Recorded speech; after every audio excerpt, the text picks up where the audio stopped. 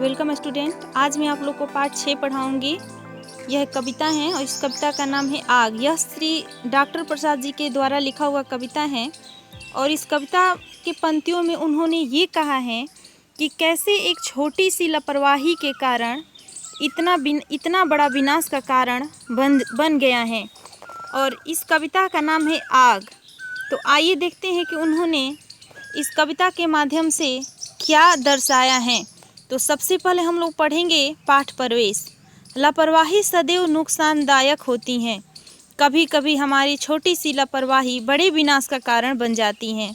आइए इस कविता में पढ़ें कि कैसे किसी की लापरवाही के कारण एक घर में आग लग गई। दादी चिल्ला करके बोली, मुन्नू जल्दी भाग। घर के पास बड़े छप्पर में लगी जोर की आग। कोई पानी लेकर दौड़ा, कोई लेकर धूल। जलती बीड़ी फेंक फूस पर किसी की यह भूल। छप्पर जला, जले दरवाजे, सब जल गया अनाज। तभी सुनी सबने घन घन दमकल की आवाज। घंटे भर में दमकल ने आ तुरंत बुझाई आग। दमकल के ये वीर सिपाही करते कितने त्याग।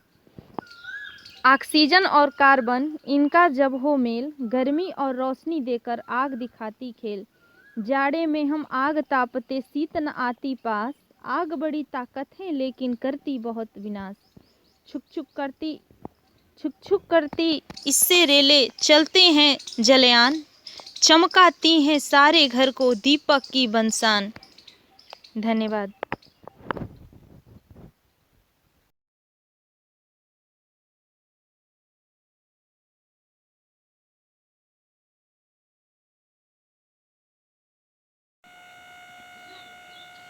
Welcome student. आज मैं आप लोग को पढ़ाऊंगी पाठ 7 कर्ज की आदत। पाठ प्रवेश। कभी कभी पत्थर दिल इंसान के हृदय में भी दया और इंसानियत जाग जाती हैं। इस पाठ में एक ऐसी डाकू की कहानी है जो एक किसान की तकलीफ सुनकर पिघल जाता है और उससे जो कुछ भी लूटा था वापस कर देता है। सुखीराम नाम का एक किसान था। एक दिन वह दुखी मन से जंगल के रास्ते शहर की ओर जा रहा था। रास्ते में अचानक डाकुओं ने सुखीराम को चारों ओर से घेर लिया। सुखीराम अपने आप को घिरा देखकर भयभीत हो गया। डाकुओं ने कड़क आवाज में कहा, तुम्हारे पास जो कुछ है उसे हमारे हवाले कर दो। यदि ऐसा नहीं करोगे तो हम तुम्हें गोली मार देंगे। सुखीराम सोचने लगा कि इस घने जंगल में उसे किसी की मदद नहीं मिल सकती है। इसीलिए लाचार और दुखी मन से सुखीराम ने पोटली डाकुओं के हवाले कर दी। फिर वह अपने घर की ओर जाने लगा। डाकुओं के सरदार ने पोटली खोलकर देखा तो उसमें गले की चेन और अंगूठियां थी। डाकुओं के सरदार ने कड़क आवाज में कहा, रुको। सुखीराम भय से कांपने लगा। वह वहीं रुक गया। डाकुओं के सरदार ने उसे अपने पास बुलाया और पूछा, तुम वापस क्यों जा रहे हो? तुम तो शहर जा रहे थे। बताओ, इस पोटली को लेकर तुम कहाँ जा रहे थे? सुखीराम की आंखें भर आई। उसने नम्रता पूर्वक कहा, जो कुछ मेरे पास था वह तो आपने ले लिया। अब शहर जाकर मैं क्या करूं? सुखीराम ने आगे कहा कि यह गहने मेरी माँ के हैं। शहर में इन्हें बेचकर जो पैसे मिलते उससे साहूकार का कर्ज चुकता हो जाता है। यदि उसका कर्ज नहीं चुका पाया तो वह मेरे खेत पर कब्जा कर लेगा। फिर हमें खाने को भी नहीं मिलेगा। अब तो हमें भूखे ही मरना पड़ेगा। सुखीराम की बात सुनकर डाकुओं के सरदार को अपना बीता हुआ समय याद आया। 5 वर्ष पूर्व उसे भी बुरे वक्त का सामना करना पड़ा था। उसके माँ बाप के पास कर्ज चुकाने के लिए गहने भी नहीं थे, इसीलिए कर्ज के बदले घर देना पड़ा था। अपने परिवार को भूखों मरने से बचाने के लिए वह डाकू बन गया।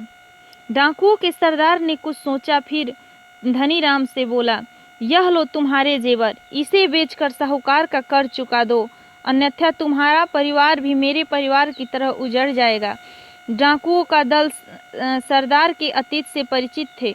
वे उसे सांत्वना देने लगे। सुखीराम ने श्रद्धापूर्वक डाकुओं की तरफ देखा और शहर की ओर चल पड़ा। जाते हुए डाकुओं के सरदार ने बड़ी आत्मीयता से कहा, भाई, अगर कभी भी भूखा प्यासा सोना पड़े तो सो जाना, पर कभी भी कर्ज मत लेना। तो बच्चों, इस कहानी से हमें यही शिक्षा मिलती है कि जो अपने बीते हुए कल को याद करके सुखीराम का उसका सारा जेवर लौटा दिया, यह एक कर्ज का ही कहानी है। जिस कर्ज में डूबा हुआ सरदार, डाकुओं का सरदार, उसे अपना अतीत आया और उसे लगा या कभी भी कर्ज लेना नहीं चाहिए। इसीलिए उसने उस सुखीराम से कहा कि कभी भी तुम भूखा प्यासा सो जाना, लेकिन कभी किसी से कर्ज मत लेना। धन्यवाद।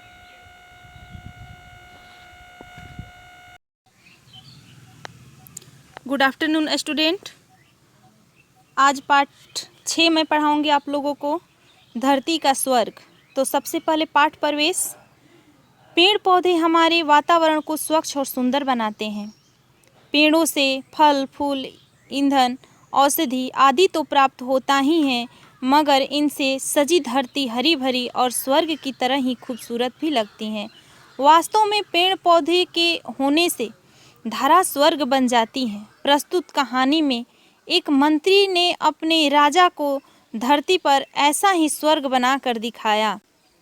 शाम का समय था। महाराज चंद्र सिंह अपने दरबारियों के साथ बैठे हुए बातें कर रहे थे। सभी दरबारी अपने अपने अनुभव सुना रहे थे। कोई किसी स्थान की सुंदरता का वर्णन करता तो कोई किसी घटना का। तभी महाराज बोले, ना जाने हमारे दादाजी किस स्थान की सुंदरता का वर्णन करते थे। वे कहा करते थे कि वह स्थान धरती का स्वर्ग है। हम आज भी उस स्थान को देखना चाहते हैं।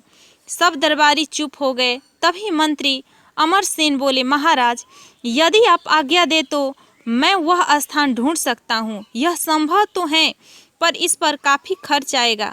आप जितना चाहे धन ले सकते हैं। ठीक है, आप कल ही राजकोष से 10,000 स्वर्ण मुद्राएं ले लीजिए। महाराज ने प्रसन्नतापूर्वक कहा। मंत्री अमरसेन ने अगले ही दिन राजकोष से 10,000 स्वर्ण मुद्राएं निकलवा ली। समय बीतता गया। दरबारी दबी जबान में आपस में बात करने लगे। सब सोचते थे कि मंत्री ने राजा को मूर्ख बनाकर इतनी बड़ी धनराशि ले ली। एक दिन एक दरबारी ने धीरे से कहा, महाराज, अब तो काफ़ी महीने बीत गए हैं। हम सभी धरती का स्वर्ग देखने के लिए बेचैन हैं। पता नहीं मंत्री जी कब धरती का स्वर्ग दिखाएंगे। सभी दरबारी यह सुनकर हाँ में हाँ मिलाने लगे। अमरसेन यह सुनकर मुस्कुराए और बोले, महाराज, खोज करने में तो समय लगता ही है। हो सकता है कुछ वर्ष भी लग जाएं। यदि आप इतना समय नहीं दे सकते हैं तो मैं स्वर्ण मुद्राएं लौटा देता हूँ। महाराज ने कुछ पल सोचा, फिर बोले, नहीं नहीं, आप अपनी खोज जारी रखिए। धीरे धीरे 5-6 वर्ष बीत गए। दरबारी भी धरती के स्वर्ग की बात भूल गए। एक दिन शाम के समय राजा चंद्र सिंह दरबारियों के साथ टहल रहे थे। तभी अमरसेन वहां आए और बोले, महाराज, महल में तो आप रोज ही टहलते हैं, क्यों न कल सुबह हम सभी एक साथ घूमने चले। यदि आपकी यही इच्छा है तो इंतजाम करवा दीजिए। महाराज ने मुस्कुरा कर कहा। अगले दिन महाराज सहित सभी दरबारी घोड़े पर सवार होकर निकल पड़े। नगर के बाहर पहुंचते ही मार्ग के दोनों ओर सुंदर बगीचे शुरू हो गए। बसंत का महीना था। दूर दूर तक हरियाली छाई थी। जगह जगह रंग बिरंगे फूल खिले थे।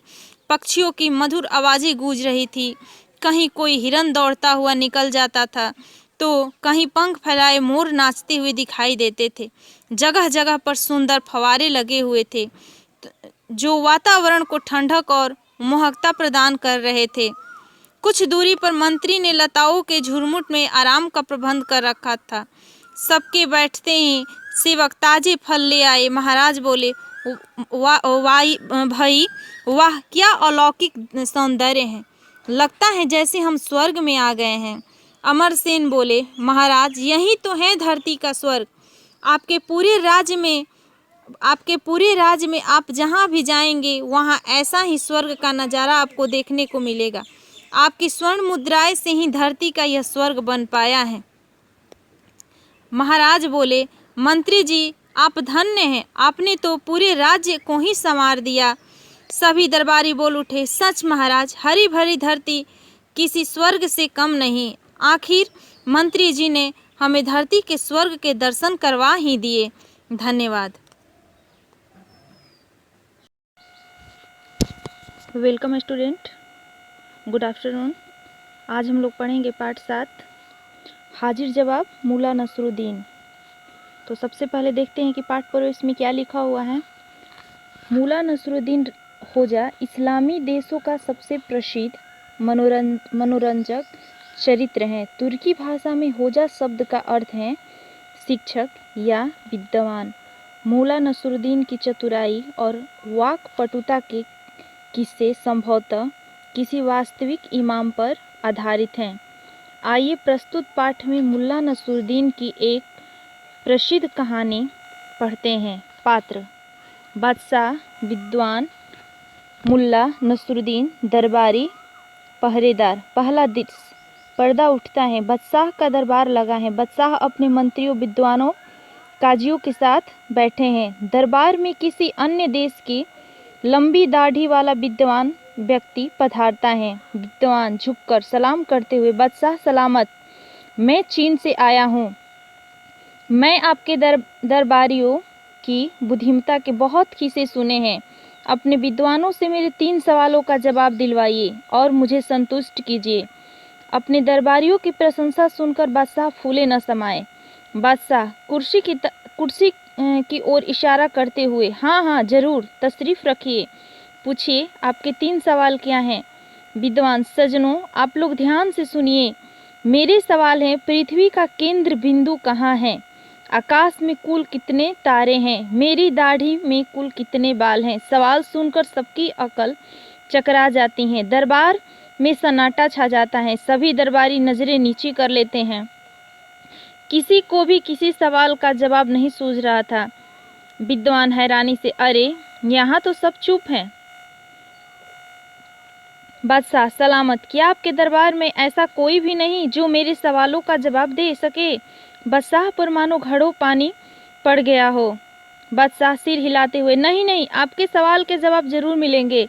मैं अभी मुल्ला नसरुद्दीन को दरबार में बुलाता हूँ। मुझे पूरा यकीन है कि वे आपको मायूस नहीं करेंगे। पहरेदारों को हुक्म देते हुए मुल्ला नसरुद्दीन को दरबार में हाजिर किया जाए। पहरेदार झुककर: जो हुक्म जहाँ पना। दूसरा दृश्य: मुल्ला नसरुद्दीन अपने गद्दे पर सवार होकर दरबार में प्रवेश करता है। बादशाह उसे पूरा मामला समझाते हैं। मुल्ला विद्वान की ओर मुखातिब होकर: विद्वान महोदय, पूछिए अपना पहला सवाल। विद्वान अकड़कर: पृथ्वी का केंद्र बिंदु कहाँ है? मुल्ला अपने हाथ की लाठी अपने गधे के दोनों ओर घुमाता है। मुल्ला मुस्कुराते हुए: इस गधे के पीछे वाले दाहिने पांव के नीचे। विद्वान भौं चढ़ाते हुए: पर इसका सबूत क्या है? मुल्ला विद्वान की आंखों में आंखें डालते हुए: विश्वास न हो तो मंगाइए गज और आप पृथ्वी के दोनों छोर को नाप कर देख लीजिए।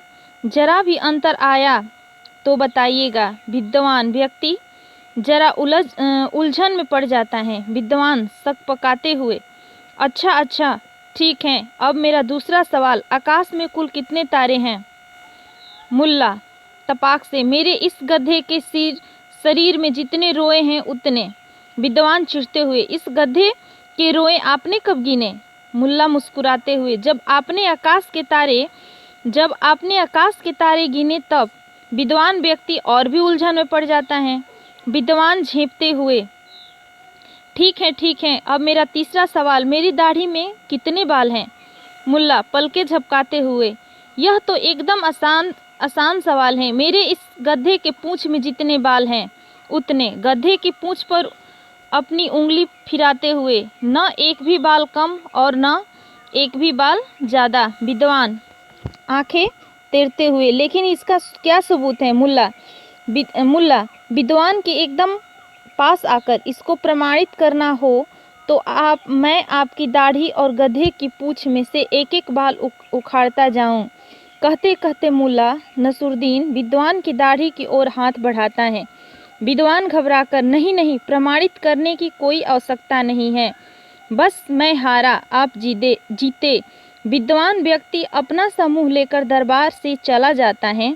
बादशाह प्रसन्नतापूर्वक: वाह मुल्ला जी, आप सचमुच हाजिर जवाब हैं। सभी दरबारी मुल्ला नसरुद्दीन की वाहवाही करते हैं। पर्दा गिरता है। धन्यवाद।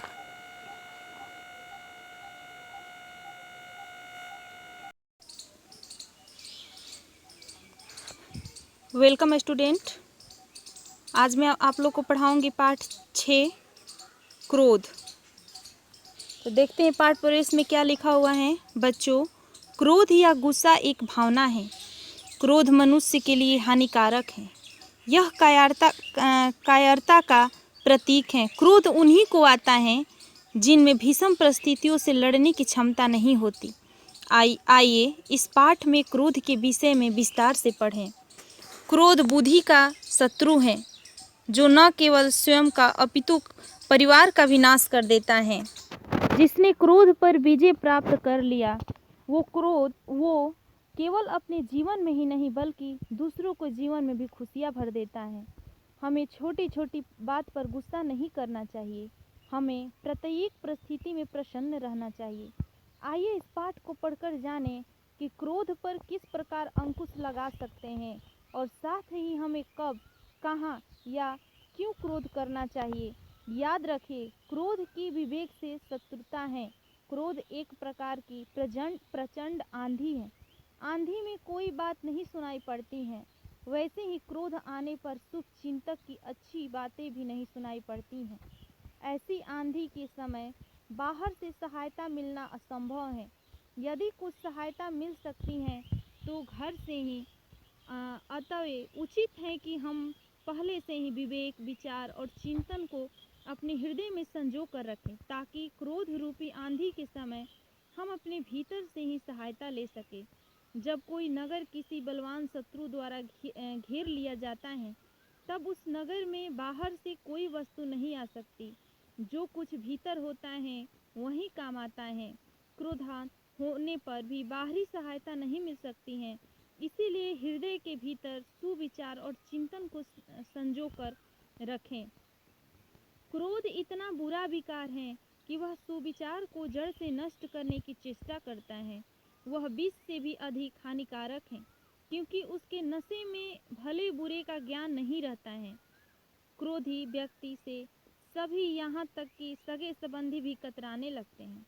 क्रोधी मनुष्य प्रत्येक बात पर, प्रत्येक घटना पर, प्रत्येक मनुष्य पर बिना कारण अथवा बहुत छोटे कारण से बिगड़ जाता है।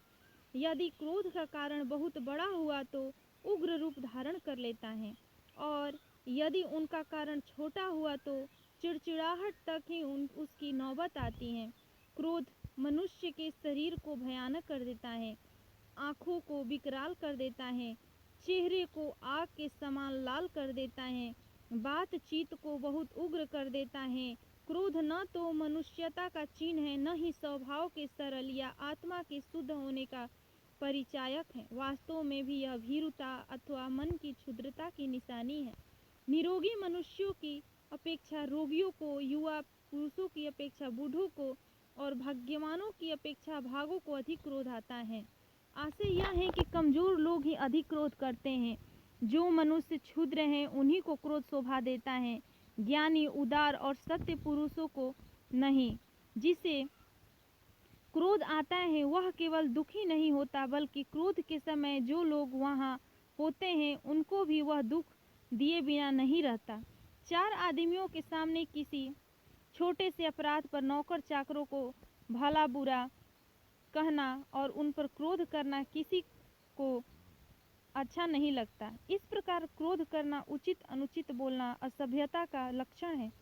क्रोध के कारण पति पत्नी में झगड़ा हो जाता है। इससे मित्रों के साथ सभा समाज में जाना और जान पहचान वाले के साथ उठना बैठना छूट जाता है। मनुष्य अपने आप को भूल जाता है, उसकी विचार शक्ति जाती रहती है और बातचीत करने में वह कुछ का कुछ कहने लगता है। क्रोध के कारण मनुष्य घटना के कारणों की जांच करने की बजाय व्यर्थ झगड़ा करने लगता है।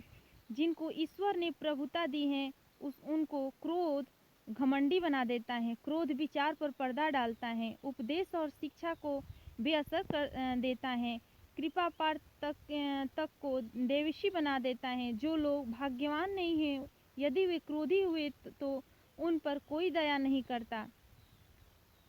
क्रोधी अनेक बुरे विकारों का शिकार होता है।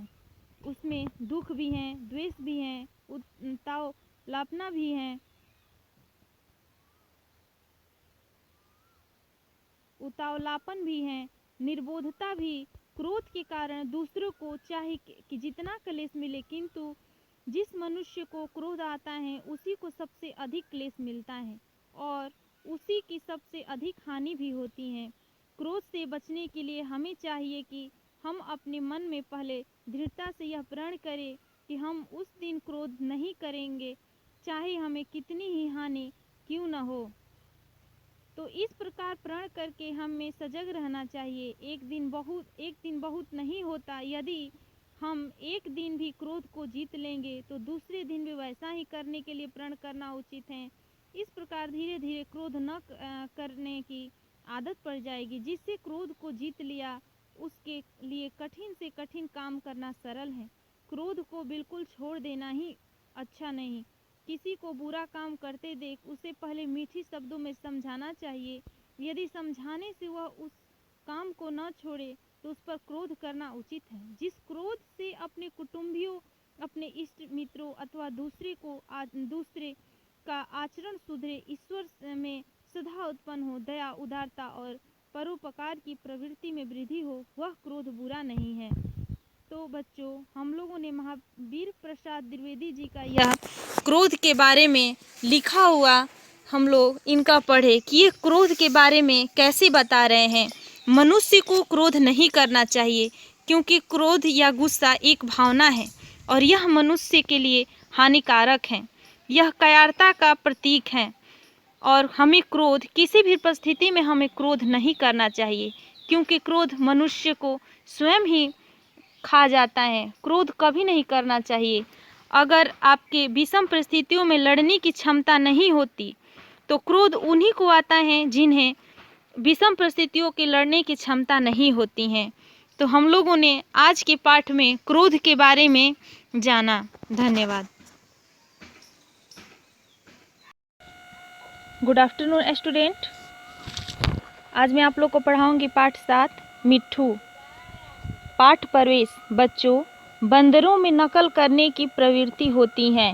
उसकी शरारतें तो आपने देखी ही होगी, परंतु इस पाठ में हम पढ़ेंगे कि कैसे एक बंदर को बच्चे से सच्ची दोस्ती हो जाती है।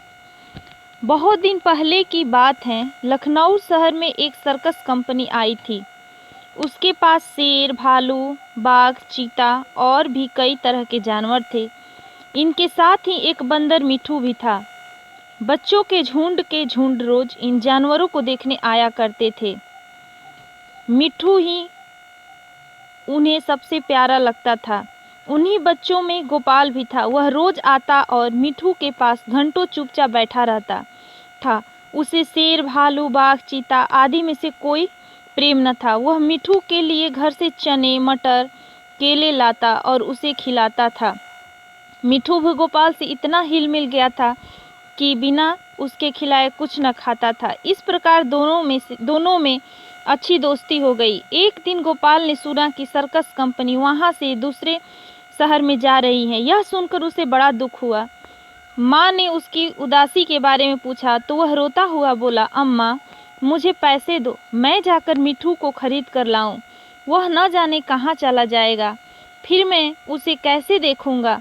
वह भी मुझे न देखेगा तो रोएगा। माँ ने समझाया, बेटा, बंदर किसी को प्यार नहीं करता, वह तो बड़ा शैतान होता है।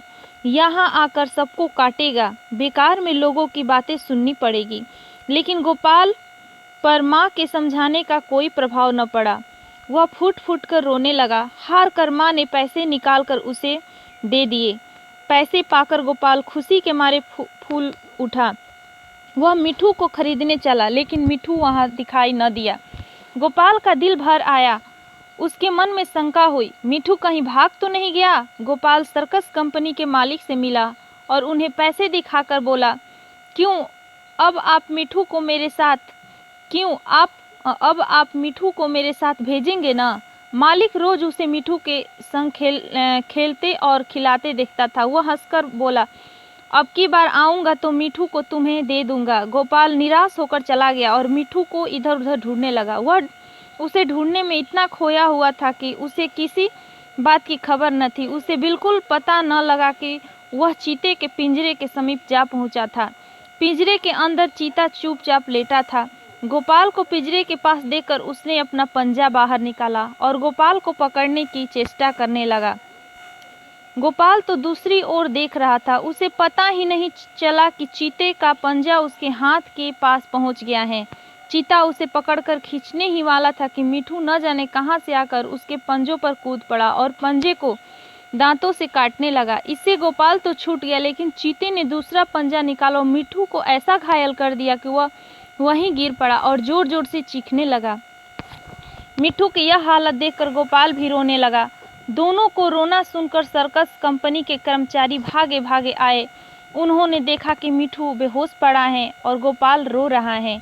मिठू का घाव तुरंत धोया गया और उस पर दवा लगाई गई। थोड़ी देर में मिठू की बेहोशी दूर हो गई। वह गोपाल की ओर प्यार भरी नज़रों से देखने लगा, जैसे कह रहा हो कि अब क्यों रोते हो, मैं तो अच्छा हो गया। कई दिनों तक मिठू की मरहम पट्टी होती रही और वह बिल्कुल चंगा हो गया। गोपाल अब रोज आता और उसे रोटियां खिलाता। आखिर सर्कस कंपनी को शहर से चलने का दिन आया। गोपाल बहुत दुखी था।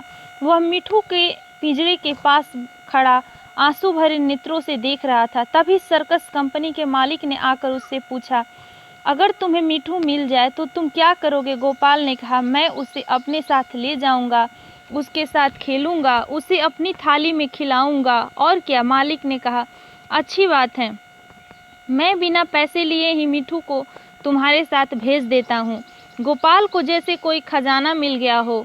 उसने मिठू को कंधे पर उठा लिया, पर मिठू नीचे कूद पड़ा और उसके पीछे पीछे चलने लगा। दोनों खेलते कूदते घर पहुँच गए। धन्यवाद। Good afternoon student. आज आप लोग पढ़िए पाठ 5, आओ फिर से दिया जलाएं। यह बहुत ही सुंदर कविता है। अटल बिहारी वाजपेयी जी के द्वारा लिखा हुआ कविता है। आप लोग इसको याद कीजिएगा। तो आइए देखते हैं पाठ पर इसमें क्या लिखा हुआ है। प्रस्तुत कविता में कवि युवाओं को जीवन की कठिनाइयों से लड़कर लक्ष्य प्राप्ति हेतु संघर्षरत रहने की प्रेरणा दे रहे हैं। उन्होंने निराशा के अंधेरे से निकलकर आशा का दीपक जलाने की बात कही है। कवि रक्षा और सम्मान के लिए देश के युवाओं का आह्वान कर रहे हैं। आओ फिर से दिया जलाएं, भरी दोपहरी में अंधियारा, सूरज परछाई से हारा, अंतरतम का नेह निचोड़े, बुझी हुई बाती सुलगाएं। आओ फिर से दिया जलाएं, हम पड़ाव को समझे मंजिल, लक्ष्य हुआ आँखों से ओझल, वर्तमान के मोह जाल में आने वाला कल न भुलाएं। आओ फिर से दिया जलाएं, आहुति बाकी यज्ञ अधूरा, अपने को विघ्नों ने घेरा, अंतिम जय का वज्र बनाने नौ दधीची हड्डियाँ गलाएं। आओ फिर से दिया जलाएं, आओ फिर से दिया जलाएं। धन्यवाद। Welcome student. आज आप लोग को मैं पढ़ाऊंगी पाठ 6, पुरु और सिकंदर। यह एक ऐतिहासिक कहानी है और सुदर्शन जी का लिखा हुआ कहानी है, पुरु और सिकंदर। इस कहानी में यही लिखा हुआ है कि किस तरह पुरु और सिकंदर एक दूसरे के खून के प्यासे हैं। तो आइए पढ़ते हैं कि सबसे पहले इस पाठ प्रवेश में क्या लिखा हुआ है। भारत के इतिहास में ऐसे अनेक महान राजा हुए जिनकी शौर्य गाथा कभी भुलाई नहीं जा सकती, चाहे परिस्थितियाँ कैसी भी हो। उन वीर योद्धाओं ने अपने उसूलों से कभी समझौता नहीं किया और अपनी वीरता व साहस से अपनी हार को भी विजय में परिवर्तित कर दिया। परंतु एकांकी में एक ऐसे ही भारतीय वीर राजा पोरस का उल्लेख किया गया है, जिन्होंने सिकंदर जैसे विश्व विजेता को भारत से वापस लौटने के लिए विवश कर दिया। पात्र: सिकंदर यूनानी सम्राट, पुरु भारतीय राजा, सेल्यूकस यूमनिश यूनानी सेनापति, समर पुरु का पुत्र। सिकंदर अपने दरबार में सिंहासन पर बैठा था। सेल्यूकस, यूमनिश और अन्य दरबारी अपने अपने स्थान पर बैठे थे। दरबारियों में समर भी हैं जो यूनानी वेश में हैं।